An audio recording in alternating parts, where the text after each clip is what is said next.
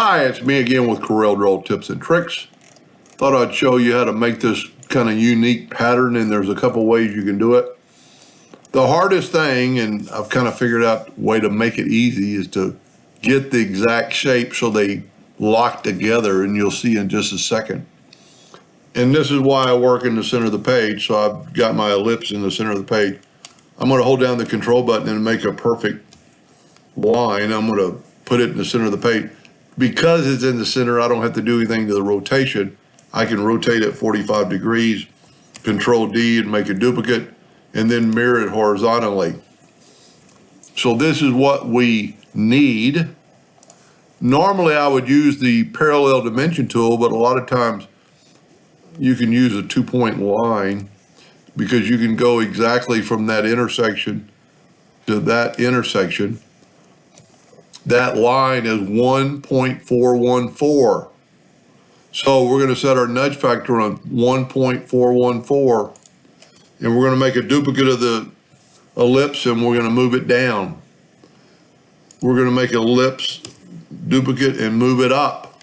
And what that did, it put it exactly where they're going to match corner to corner. Whoop, I needed that. I don't need that. So what we're going to do now is fill this in. Doesn't matter what color. Move it out of the way. We're going to actually go to left click, right click. We're going to hit the plus key on the keyboard and rotate it 90 degrees. Now mathematically you could probably do it, but you can grab it right here, holding down the control button, it'll snap to it. So that's what we need because now it is perfect.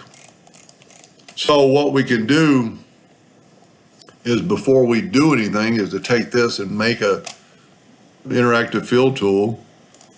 And I'm just going to go from one corner to the other corner.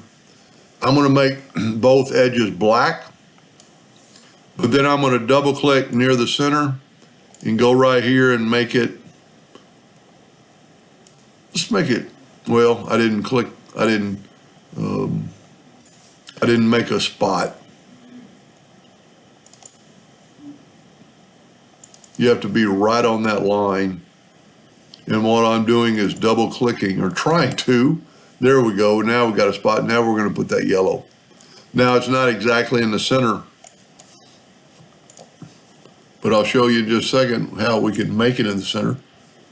Just get your interactive fill tool again and just move it to the center, or really close enough. Now we're going to take this and we're going to Control D and make a duplicate, rotate it 90 degrees, holding down the control button after you start moving it. Well, the other one was in the way and it should snap right to it. Now to make this a little unique, we need to rotate it a negative 45 degrees, kind of give it that angle. Let me move it down here where I have some room and we can actually make it smaller, because everything's going to fit. Now mathematically you could probably do this, but this is easy enough. Just hit the plus key on your keyboard and grab that edge node and then hit Control D, and you'll keep making them all the way across. You can make as many as you want. I'd go ahead and group this together with Control G and then grab that corner node right there and it'll snap right to it. Well, I didn't make a duplicate. Control D, have it snap right to it, and now Control D, Control D. Now, I said I was going to show two ways. One of them, we're just going to group this together. We're going to go ahead and move all this stuff out of the way because I like working in the center of the page, and then hit P.